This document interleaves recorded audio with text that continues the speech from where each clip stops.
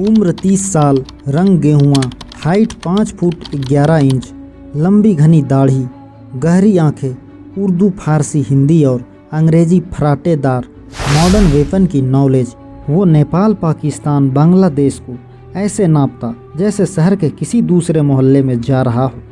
देश बदलने में ऐसा माहिर कि बड़ी बड़ी जांच एजेंसियां भी चकमा खा जाती। कुरान शरीयत दीन पर जब उसकी तकरीर शुरू होती तो अच्छे अच्छे मौलाना भी पगले झांकने लगते। यह परिचय है भारत के ऐसे मोस्ट वांटेड आदमी का जिसे लोग भारत का लादेन कहते थे।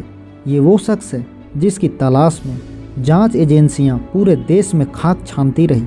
देश के तमाम शहरों में बैठकर एक के बाद एक अपने खुफिया कामों को अंजाम देता रहा।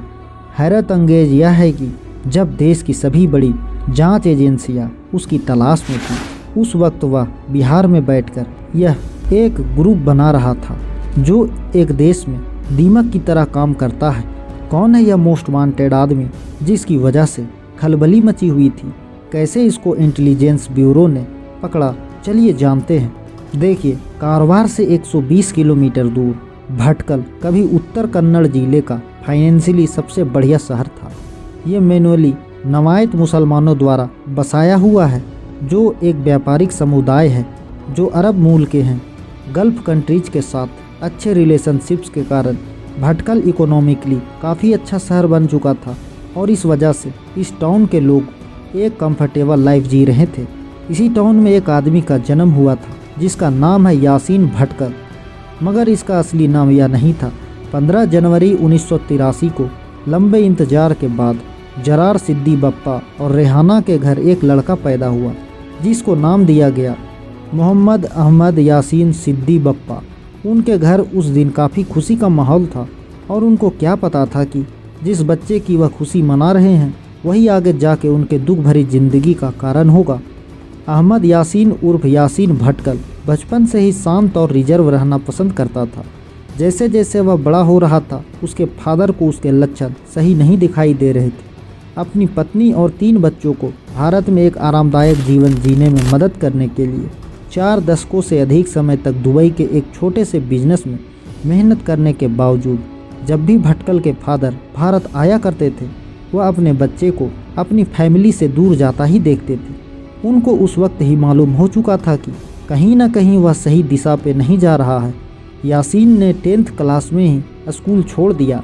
उसके चाचा याकूब सिद्दी बप्पा के अनुसार स्कूल में एग्ज़ाम हॉल में जाने के बजाय शुक्रवार को स्थानीय मस्जिद में रहना उसको ज़्यादा पसंद आता था। उस समय उसका एक खास दोस्त फसीह महमूद सऊदी अरब में गिरफ्तार हुआ था और बाद में उसने इन्वेस्टिगेटर्स को बताया कि उसका लक्ष्य अफगानिस्तान में लड़ना था। यासीन के फादर को जब यह खबर पता चली तो वह अपने बेटे के लिए डर गए और उसको ऐसे दोस्तों के साथ घूमने के लिए काफ़ी बार मना भी किया, मगर वो उनकी बिल्कुल ना सुना। 2005 के आसपास भी यासीन के साथ उनकी काफ़ी बहस इसी बात के बारे में हुई थी और तब भी उसके पिता ने उसको यही समझाया कि वो इस तरह के लोगों के साथ घूमकर अपना समय बर्बाद ना करे और पढ़ाई में ज़्यादा मन लगाए। मगर यासीन की पढ़ाई में दिलचस्पी ख़त्म हो चुकी थी और वो कहने लगा था कि उसको बिजनेस करना है। अपने बच्चे को इस माहौल से निकालने के लिए उसके फादर उसे अपने साथ दुबई ले जाते हैं, जहां वो एक स्टोर में काम करना शुरू कर देता है। 2005 में यासीन विजिटर वीज़ा पर दुबई गया और 9 महीने के अंदर वापस लौट आया और 2006 में एक स्पॉट गुड स्टोर द्वारा दिए गए वर्क वीज़ा पर फिर से वापस दुबई चला गया। उसके परिवार को लगने लगा था कि अब उसमें कुछ सुधार आने स्टार्ट हो गए हैं, मगर उनको यह नहीं पता था कि वह दुबई से कहीं और कनेक्शन बना रहा है और 2007 में वो अचानक ही गायब हो जाता है। इसके बाद उसके घर वालों ने उसे ढूंढने के लिए काफ़ी छानबीन करी, मगर उसका कुछ न पता चल सका और 2 साल के बाद एक ऐसी खबर आई जिससे उसके परिवार की रूह कांप उठी। उसने भारत में इंडियन मुजाहिदीन नाम का संगठन खोला था, जो आज क्या करता है यह हम सभी जानते हैं और यह मोस्ट वांटेड ग्रुप के रडार पर उभर आया था। मगर यह सब कैसे हुआ? 2006 के बीच यासीन भटकल दुबई से एक कमर्शियल फ़्लाइट पाकिस्तान के लिए पकड़ता है, वो भी बिना वीज़ा के, और पाकिस्तान में उसके कुछ कॉन्टैक्ट उसको एयरपोर्ट पर लेने आते हैं, जो कि इमिग्रेशन डिपार्टमेंट के नीचे से उसे चुपके से ले जाते हैं। कराची से लगभग 8 से 10 घंटे की दूरी पर उसको एक कम आबादी वाले पहाड़ी एरिया में ले जाया जाता है, जहां उसकी अगले दिन ही ट्रेनिंग स्टार्ट हो जाती है। यह ट्रेनिंग लगभग 50 दिन चलती है, जो कि पाकिस्तान आर्मी के द्वारा दी जाती है, जिसमें उसको और कई लोगों को वेपन्स हैंडल करना और बम बनाना भी सिखाया जाता है। यासीन भटकल अब तक इतना ब्रेन वॉश्ड हो चुका था कि उसको जब भी भारत कुछ भी इनलीगल करने के लिए वापस भेजा जाता, तब वह मिलिटेंट बनकर भारत में लौट आता है। भारत में आकर यह एक गैर कानूनी संगठन student Islamic movement of India SIMI की शुरुआत अपने साथियों इकबाल भटकल और रियाज भटकल के साथ करता है और इस ग्रुप को पाकिस्तान का टेररिस्ट आउटफिट लश्कर तैयबा बैक कर रहा था। उन्होंने 2005 में बनारस के दशमेध घाट पे एक अटैक करवाया भी था, जिसमें 8 लोग इंजर्ड हो गए थे। इसी ग्रुप ने 2007 में उत्तर प्रदेश अटैक्स की जिम्मेदारी भी ली थी और अब अपना नाम इसने इंडियन मुजाहिदीन रख दिया था। SIMI के यासीन भटकल और उसके साथी बिहार से चलते थे। उसके बिहार आने की कहानी यह है कि कर्नाटक में जहां वो भटकल टाउन में रहा करता था, वहां एक इंजीनियरिंग कॉलेज था। इस कॉलेज में बिहार के स्टूडेंट्स पढ़ाई करते थे।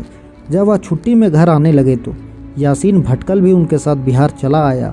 यहाँ उसने खतरनाक जुर्मों का ऐसा जाल बुना जिसका नाम दिया गया दरभंगा मॉड्यूल। यहाँ उसकी ऐसी चर्चा होती कि युवकों की टोली उसके पीछे हो जाती, लेकिन अपने इस मॉड्यूल के लिए वह सबको नहीं चुनता था।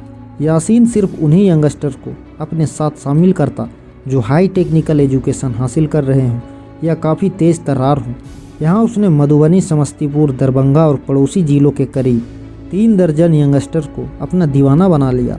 उसने वहाँ रह रहे यंगस्टर्स का ऐसा ब्रेन वॉश किया कि दुबई में एक मल्टीनेशनल कंपनी में बड़े पद पर और भारी पैकेज पर नौकरी करने वाला एक युवक जो छुट्टी पर घर आया था, उसको तक ऐसा काबू किया कि तभी के तभी उसने नौकरी से रिजाइन दे दिया और उसके मॉड्यूल में साथ हो लिया।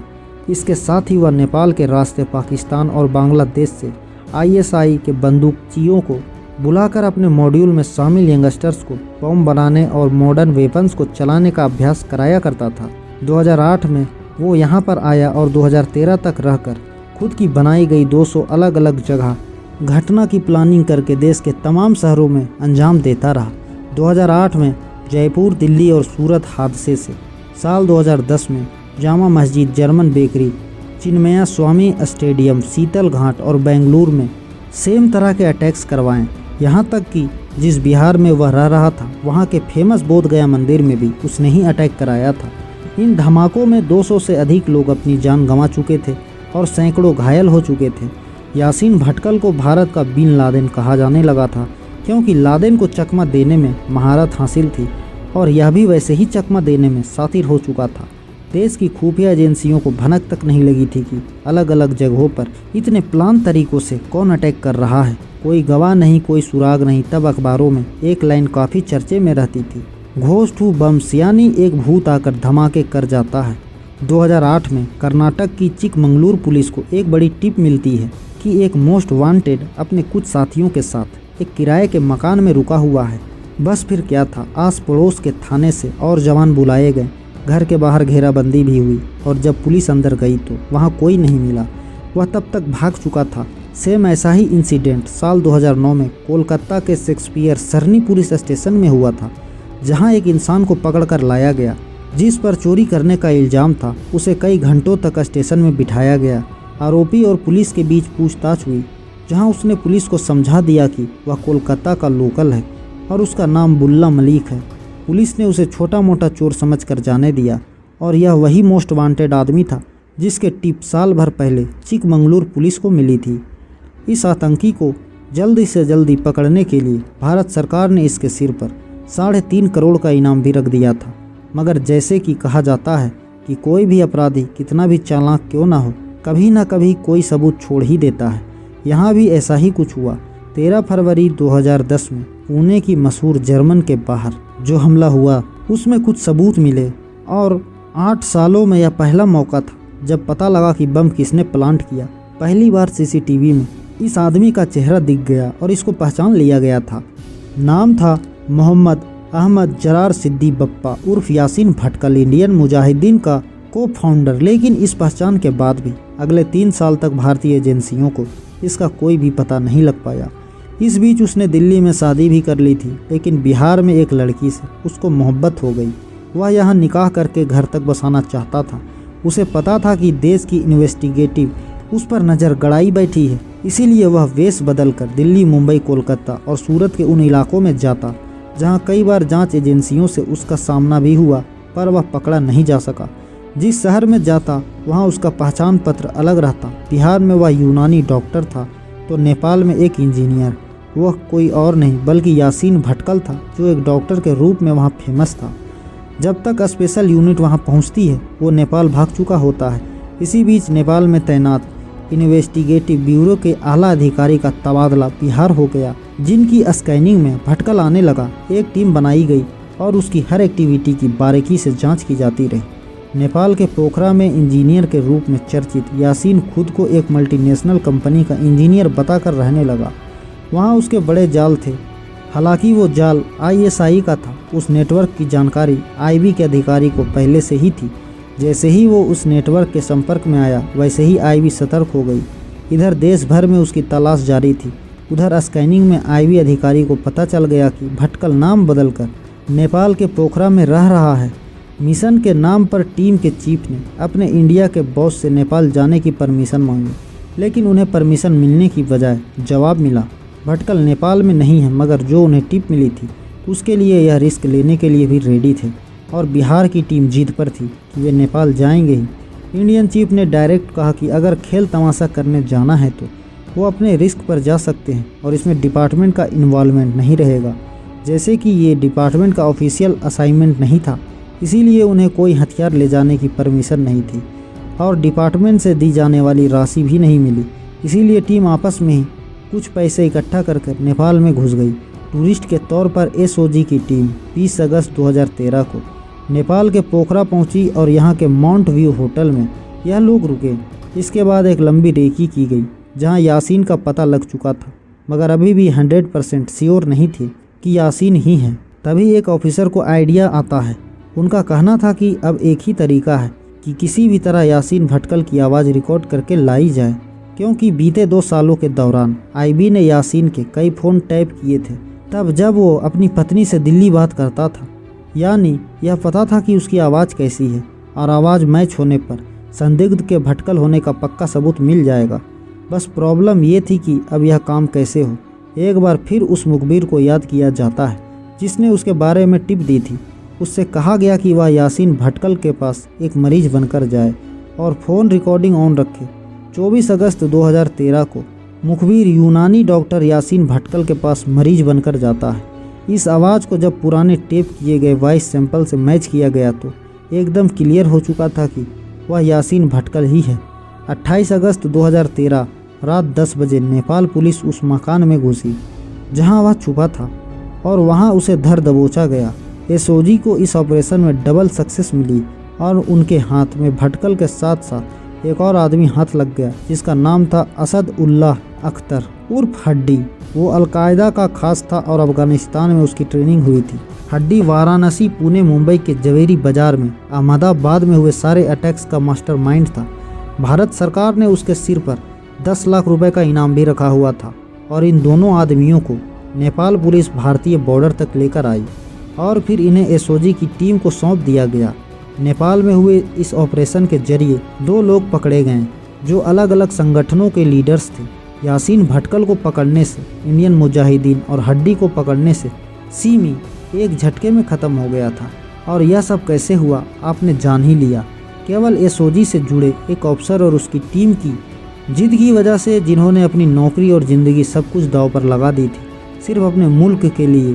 तो यह थी दोस्तों भारत के ऐसे जाबाज ऑफिसर्स की कहानी जिन्होंने अपनी जान की परवाह न करते हुए मोस्ट वांटेड कहे जाने वाले आदमी को पकड़ा।